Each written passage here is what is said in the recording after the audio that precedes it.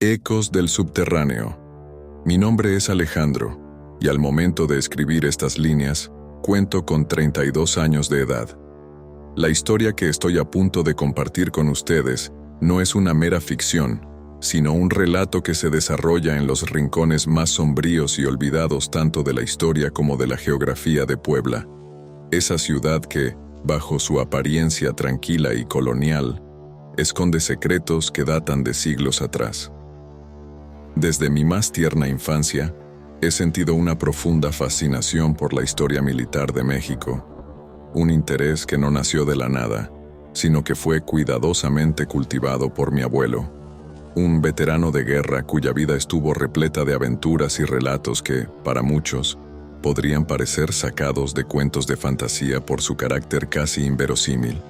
Estas historias, que solía escuchar con asombro y veneración, sembraron en mí no solo un profundo respeto por nuestro pasado, sino también una curiosidad insaciable por descubrir y explorar esos fragmentos de la historia que rara vez son mencionados en los libros.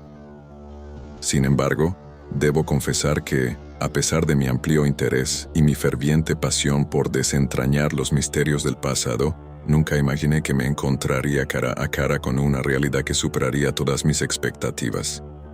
Me refiero a mi experiencia en los túneles secretos de Puebla, una vasta red subterránea que serpentea silenciosamente bajo la superficie de la ciudad, como venas llenas de historias y secretos, esperando ser descubiertos. Estos túneles, testigos mudos de incontables batallas y eventos históricos, se extienden bajo la ciudad, ocultando en su oscuridad ecos de épocas pasadas que pocos se atreven a explorar. Todo comenzó con la investigación para mi tesis sobre estrategias militares en conflictos históricos mexicanos. Mientras revisaba antiguos documentos en la biblioteca estatal, encontré una mención críptica a una serie de túneles utilizados durante la Guerra de Independencia. Intrigado, decidí investigar más a fondo, lo que me llevó a conocer a un anciano, don Ernesto, quien afirmaba conocer la entrada a estos pasadizos. En una melancólica tarde otoñal, cuando el sol comenzaba a ocultarse tras los edificios antiguos de Puebla y las hojas caídas pintaban las calles de tonos ocres y dorados, me encontré siguiendo los pasos de don Ernesto. Este hombre de edad avanzada pero de espíritu intrépido había accedido a ser mi guía en una aventura que, hasta ese momento, parecía sacada de una novela de misterio. Nuestro destino era una casa de aspecto colonial, situada en un tranquilo rincón del centro histórico de la ciudad, que parecía detenida en el tiempo, con sus paredes desgastadas por los años y sus ventanas mirando hacia el pasado.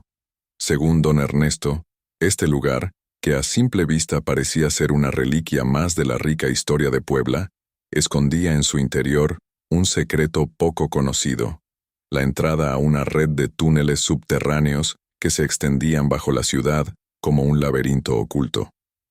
Movidos por una mezcla de curiosidad y reverencia, nos adentramos en la casa, cuyo interior estaba impregnado de un aire de nostalgia y misterio.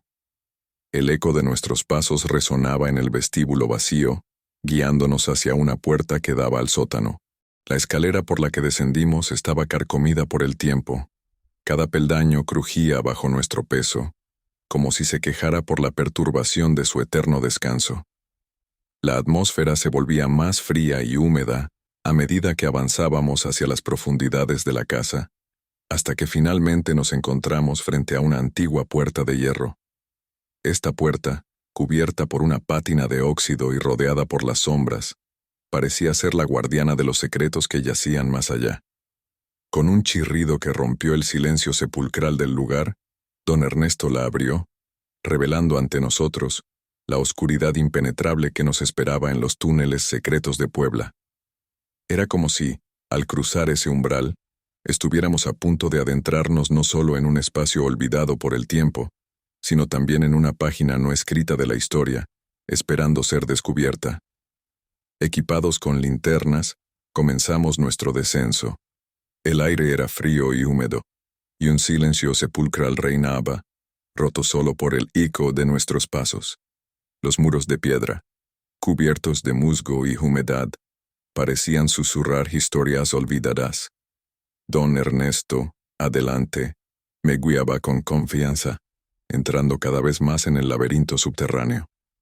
En un cruce de caminos, don Ernesto decidió que deberíamos dividirnos para explorar más terreno, y acordamos encontrarnos en el mismo punto dentro de 1 hora. Tomé el camino de la derecha, adentrándome en un túnel que se estrechaba conforme avanzaba. Mi linterna iluminaba fragmentos de lo que parecían ser inscripciones antiguas y marcas de balas en las paredes. Fue entonces cuando escuché pasos detrás de mí. Al girar, no vi a nadie, pero los pasos continuaban, acercándose. Aceleré el paso, intentando encontrar una salida o un lugar donde esconderme, pero los pasos se transformaron en una carrera, persiguiéndome a través del oscuro laberinto. Sumido en una desesperación que rozaba el pánico, mis ojos tropezaron con una pequeña cavidad, casi imperceptible, esculpida por el tiempo y el abandono en la fría y húmeda piedra de la pared. Con movimientos frenéticos y una respiración entrecortada, me adentré en ese estrecho refugio, mi cuerpo temblando contra el muro frío, mientras apagaba mi linterna en un intento desesperado por fusionarme con la oscuridad abrumadora que me rodeaba. Mi corazón latía con fuerza, resonando en mis oídos como tambores de guerra, mientras el silencio se tejía pesadamente alrededor, solo roto por el sonido de pasos que se acercaban con una deliberación que helaba la sangre. Los pasos, firmes y seguros, se detuvieron justo al borde de mi precario escondite, y el aire se cargó con la presencia de algo o alguien que, aunque invisible, era innegablemente palpable. Pude oír una respiración agitada, pesada y profundamente inhumana, que no pertenecía a ningún ser vivo que yo conociera.